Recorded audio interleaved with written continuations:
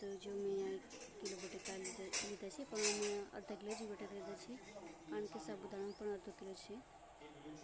તો એમણે 500 જેટલા સાબુદાણા લીધા, 500 બટેકા લીધા છે, અને થોડાક લીલા મરચાં અને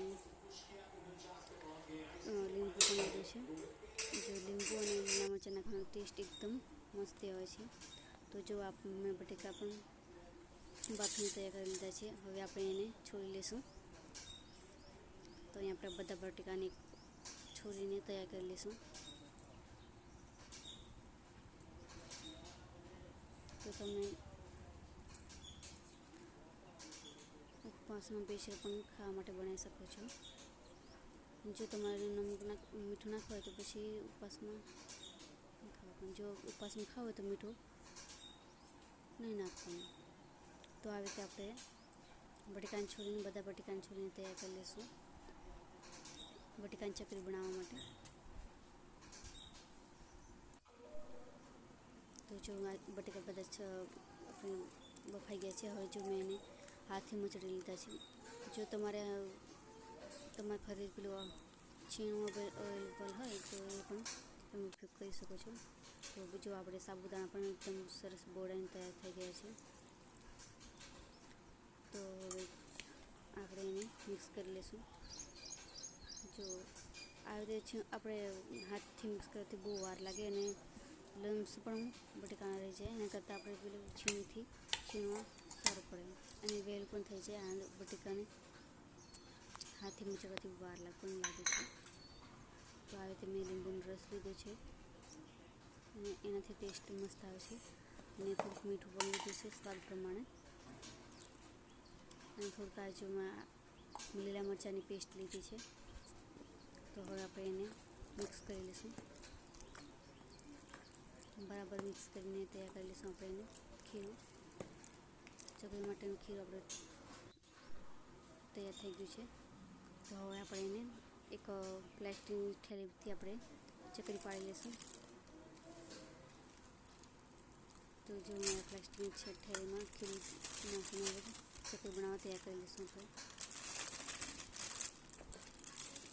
તો આવી રીતે તમે મશીનમાં પણ પાડી શકો. મશીનમાં તૂટી જાય એના કરતાં પોલિથીનમાં સારી બની જશે.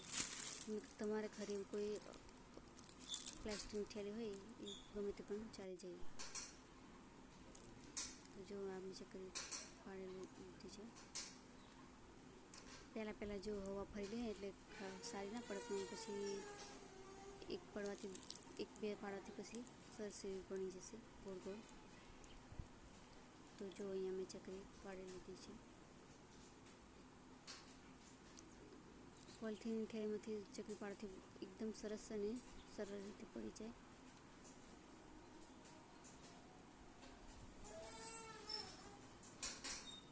આ રીતે મેં બધી ચકરી પાડી લીધી છે. એનો ચકરીનો દેખાવમાં પણ કેવો મસ્ત કલર છે.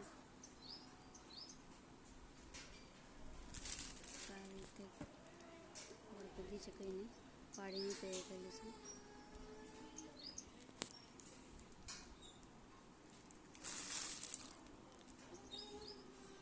થોડુંક વજન આપવાથી બટેકાની ચકરી સાબુદાણાની ચકરી કમ્પ્લીટ પડી જાય છે. તો આ રીતે આપણે બધી ચકરીને તૈયાર કરીને તમે તડકામાં સૂકવા તો તડકામાં પણ સૂકવી શકો, અને જો નહીં તડકામાં સૂકવી તો પણ છાણામાં પણ સુકવાઈ શકે છે. તો અહીંયા મેં ધૂપમાં નહીં સૂકવી, ખાલી આપણે છાણામાં તો ચકરી પાડીને સૂકવી દીધી છે. તો આ રીતે આપણે બધી ચકરીને પાડીને તૈયાર થઈ ગઈ છે. તો જો હવે કેવી મસ્ત એકદમ મસ્ત ગોળ ગોળ પર છે. જો આપણી ચકરી બધી પડીને તૈયાર થઈ ગઈ છે. બધી ચકરી મેં રૂમમાં સૂકવી લીધી છે. જો તો કે એકદમ મસ્ત બધી ચકરી તૈયાર થઈ ગઈ છે પડીને. તો જો આપણી ચકરી એકદમ સુકાઈ ગઈ છે. જો એનો કલર પણ એકદમ મસ્ત આવી ગઈ છે. તો આ રીતે આપણે બધી ચકરીને હવે તળીને ચેક કરી લઈએ કેવો સ્વાદ છે. જો કેવી મસ્ત ચકરી પડી છે ગોળ ગોળ. તો હવે આપણે તળી લેશું.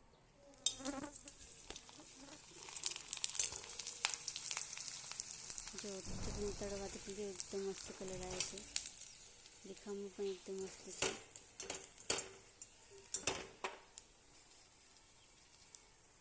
તો હાલો મિત્રો, મારી ચેનલને સબસ્ક્રાઈબ, લાઈક અને કોમેન્ટ જરૂર કરજો. તમને કેવી ચકરી લાગી એ કોમેન્ટમાં જરૂર